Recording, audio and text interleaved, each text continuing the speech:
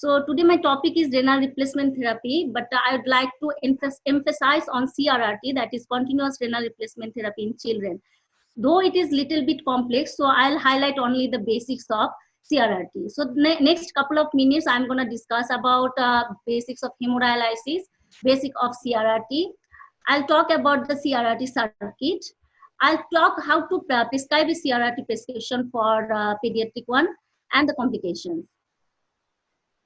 So kidney has functional capacity to excrete waste products, and it has the capacity to maintain acid-base balance and also fluid balance. Each normal kidney has 1 million nephrons, and each nephron has its functional core bunch of capillaries with a semi-permeable membrane, which act as glomeruli. And here is the blood enters into the glomeruli and filters, and formation of urine occurs. So this slide actually shows how artificial filter or hemodialysis machine works. So actually this artificial filter acts as glomerulus, and this artificial filter, that is the cross section, transfer section, you may see here there is a multiple capillary hollow fiber. The artificial filter has approximately 10,000 to 20,000 artificial hollow fiber, and blood flows through this hollow fiber, and dialysis actually flows around it. So from higher concentration, because the patient's blood always sometimes already contain high concentration of potassium and high concentration of urea, creatinine, so it can be diffused from higher concentration to lower concentration. And when dialysis happen, as dialysis we use in counter current direction. So these counter current direction, there is already diffusion occurs because they maintain throughout the filter, they maintain a concentration gradient. So this is a picture of actually extracorporeal circuit. It is hemodialysis circuit. So blood from patient's side. So this is a line or arterial line, and it is comes from patient's line and goes through the filter. Dialysis goes from this way in opposite direction, and there is a diffusion occurs, and effluent comes out this effluent, and the purified blood goes back into patient's body. So what are the renal replacement options in our country or in developed country?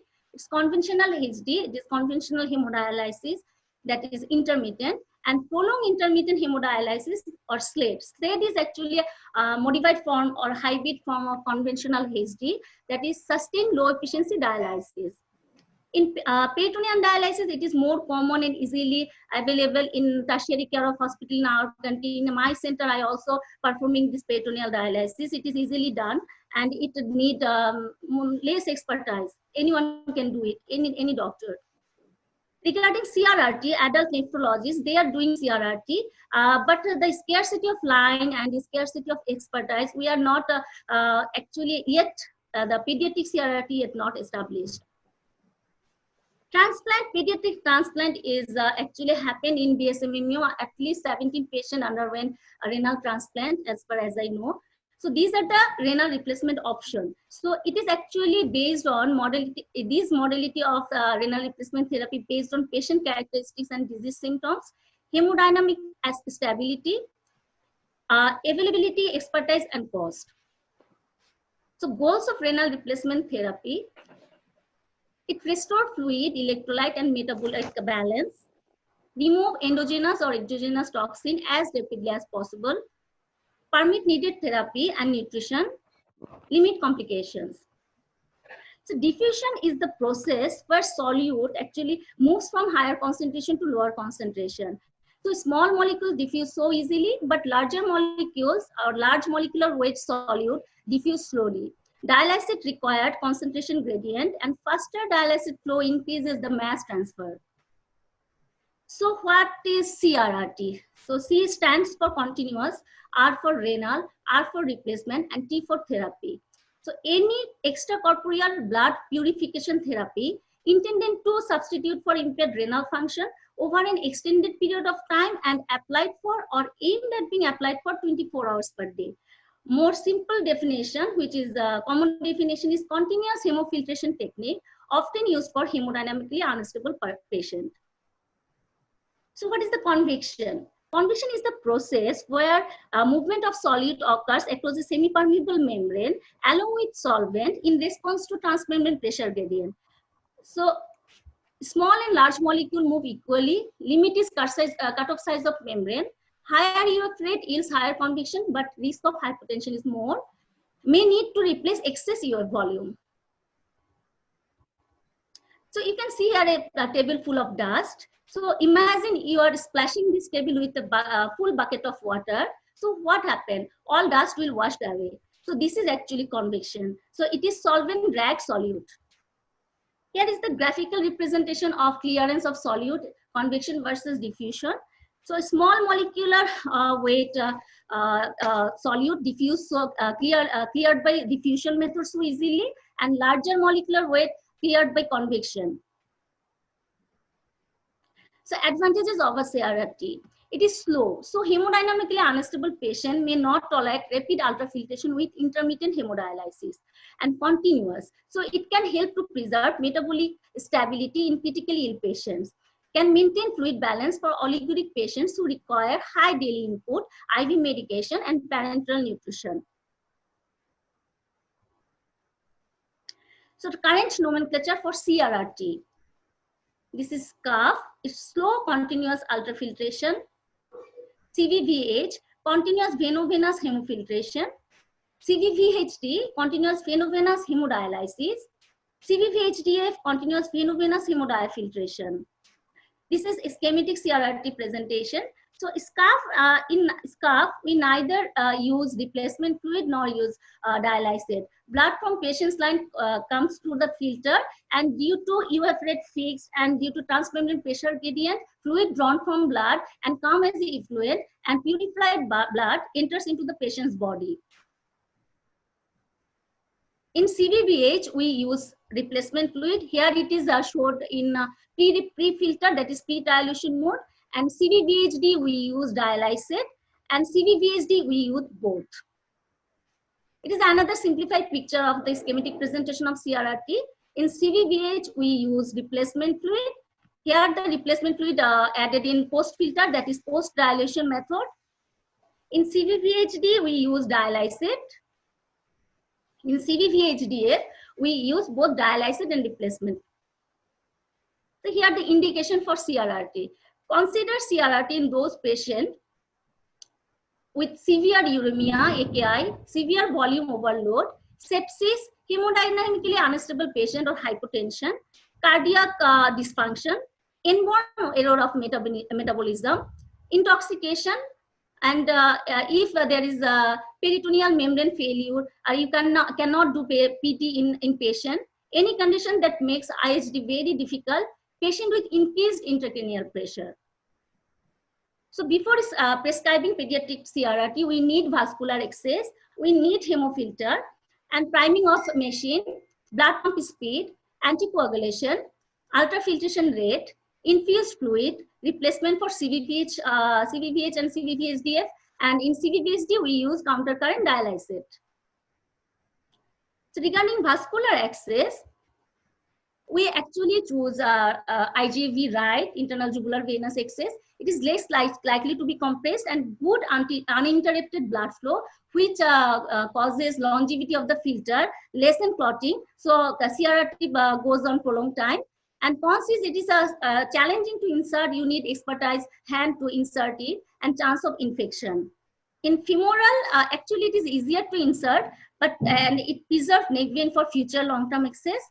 But vein may be compressed by increased intra-abdominal pressure and blood flow is interrupted. So sometimes clotting is more common in femoral venous catheter. Subclavian, we actually avoid this subclavian artery because stenosis may jeopardize future AVF or graft. The size of catheters in our country, actually these neonatal size or infantile size is not available. We use 11 to 12.5, this size is available. In neonate, we use 6.5 to 7, and 3 to 6 kg it is 7. More than 6 up to 15 it is 8. More than 15 and up to 30 it is 9 to 10. And more than 30 kg we use 11.5 to 12.5 French. So choice of hemofilter. So hemofilter size, volume, porosity. To achieve 50% of the total body water clearance over 24 hours, dialyzer should be appropriate size as that of large of patient's body surface area. But keep in mind, hemofilter size should not exceed patient body surface area because chance of hypotension more. And the membrane material, sometimes it is polysulfone, N69, polyaryl ether sulfone, polyether sulfone, etc. And N69 membrane sometimes incompatible to blood prime. So keep in mind, when we need blood priming, we will not use N69. Tubing set is integrated or separated, but I have used that integrated one. I never see the separated one. This is the picture of filter for CVVH. This is the circuit. Here is the filter. This red line or arterial line, it is a line, blood drawn from patient body with this tube. And this blue line, returning line. And there is a violet line, it is a purple line, it is for replacement fluid. And here there is a green line for dialysis solution. And this yellow line is effluent line. So priming of the circuit for pediatric CRRT, we usually use 0.9% saline solution for priming of the machine, but sometimes we use 5% albumin to hemodynamic unstable patient. Blood priming for a small patient less than 5 kg weight or large extracorporeal volume which exceeds 10% of the blood volume of patient. Then we need blood priming. But if filter M series and material is N69, avoid blood prime because there is a chance of bradykinin releasing syndrome. I'll discuss it later on. So choosing on blood flow in pediatric CRT, neonate it is little bit higher, 10 ml per kg per minute, and in child it is 4 to 6 ml per kg per minute, and adolescent it is 2 to 4 ml per kg per minute. And typical range in neonate is 30 to 100, and in child it is 100 to 150, and in adolescent it is 150 to 250 ml per minute. And now estimation of dialysate or replacement fluid rate. So the equation is same for both dialysate and replacement fluid. It is the equation is patient's body surface area times 2 liter per meter square per hour divided by 1.73 meter square. So and it is range is dialysate flow 10 to 40 ml per minute, and in replacement fluid it is 20 to 40 ml per kg per minute. And in CVVHDF, we split the total volume between the replacement fluid and dialysate fluid. Suppose patient need 1 liter of total volume, then we divide it into 500 ml for replacement fluid and 500 ml for dialysate fluid. Now choice of anticoagulation. We usually use heparin. It is cheap and it can be easily given. But the chance of bleeding is more, and we cannot use heparin anticoagulation for bleeding diathesis patient. And other than heparin, we can use heparin-free dialysis. It is normal saline flush, 50 to 100 ml in every hourly. We can push it in circuit. Then the chance of clotting is less. And in case of heparin, we cannot give heparin. We can choose citrate. It is more friendly to filter, but it is so expensive, and citrate can cause hypocalcemia. So we can you have to give calcium supplementation to a different channel or returning line, but never use the same channel for citrate and calcium infusion because then it will be precipitated in circuit. Now choice of ultrafiltration. To make the balance output and input, so usually it's 0.5 to 2 ml per kg per hour. It removes excess fluid over time, make room for IV fluids and nutrition, provide solid clearance by convection. SCAF, CVVHD, and post-dilation CVVH, EF rate may be limited by blood flow. That is, if you limit the blood flow, it decrease the blood flow, UF also decrease. In pre-dilation CVVH, high flow of pre-dilation fluid lessens hemoconcentration, may slow clotting. So pre-dilation CVVH actually increase longevity of the filter. So in a long run, it is also clear the solute. Now infused fluid for CRRT. SCAF, no infused fluids. CVVH, pre or post dilutional replacement fluid. CVVHD, counter current dialysate. CVVHD, dialysate and replacement fluid.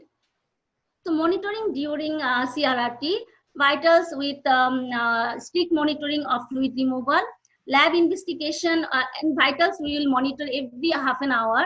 and maintain strictly input and output chart. Lab investigation, if patient is in ICU, then ABG 6 hourly. Full blood count 12 hourly. Renal panel, it is 6 hourly. And if we do have the facility of micro electrolytes, then it is 2 to 4 hourly. APTT and PT will do at the initiation of the circuit, then 4 hourly. Blood sugar at the initiation of the circuit, then 4 hourly. Potential problem with filter. So the CRRT, it is mainly I have faced the clotting of the filter. So if that clotting of the filter occurs, then you have to stop the CRRT and change the circuit, and it is so expensive. It is around $3,000 USD each circuit price. So clotting we try to avoid by pre-dilutional method, by giving citrate, by giving heparin. But after clotting, you cannot increase the dose of anticoagulant. You have to increase the dose after changing the circuit for next circuit. And bleeding may happen in heparin-induced bleeding, heparin-induced thrombocytopenia. Blood leak is another problem. Nowadays, the machine has the blood leak detector. So if there is any blood leak, machine will detect it. But if you don't have the blood leak detector, then you can simply take the UF and do the DP stick test for hemoglobin. If it present, immediately you have to stop CRRT, return the blood immediately, and assess the blood loss and give blood transfusion. Thermic loss is more common in premise and in infant. And as there is a large extracorporeal volume blood is passing through, so there is a chance of thermic loss.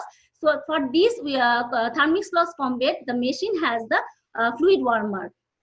So now we can combat this thermic loss also. Infection is rarely happen if you do this with the proper aseptic precaution, but nutritional deficiency may happen because convection is a larger molecular weight can be cleared by convection, the CRRT. So vitamin B12, albumin, globulin can be washed away. Electrolyte imbalance is more common because lots of fluid in and lots of fluid is pulled out. And bradykinin, I have mentioned that when we are using N69 membrane and you are priming with blood, then bradykinin releasing syndrome occurs. It is respiratory distress, skin rash, and anaphylaxis. So 10 easy step for prescribing CRRT. Select a machine, choose filter, determine prime, set QB, decide on modality, which modality you want to use. Scarf actually we use in severe pulmonary edema or severe fluid overload. Patient doesn't have anything other than fluid overload or pulmonary edema. In CVVH, we use patient have septicemia, intoxication, and fluid overload. In CVVHD, patient has severe uremia. You have to do both dialysis and you have to do pull out fluid. Then you can use the CVVHDS and calculate the fluid rate. Other order specific fluids, pick anticoagulation, make fluid balance plan, and consider complication. So pediatric CRRT things to remember, it's not dialysis. The C stands for continuous. Lots of things are coming out. Keep an eye on the balance sheet. It all starts with the excess. So this is the actually Plasmaflex machine. We do CRRT and plasmapheresis by this machine, and it is the filter. These are the A line. This is A line. It is come from patient's line, and it goes into the filter. And here is a dialysate, and here is a replacement fluid. So there is another line here, replacement fluid. It is add on pre-filter, and this yellow line is effluent line, and here is the venous line. Venous line is returning line. It comes through this way, and it goes back into patient body. So feature of CRRT is over to you. If we are we have lots of hurdles and obstacles. If we remove it, we can do CRRT in sick patients.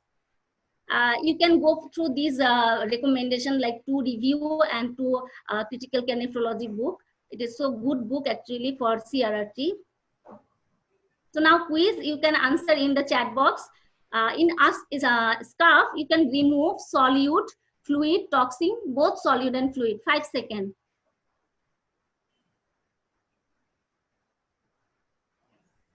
We can only remove fluid. So in quiz, CVVHD we use replacement fluid, dialysate fluid, both replacement and dialysis fluid, none of them. CVVHD. So it is only dialysis fluid. Thank you guys for patience hearing.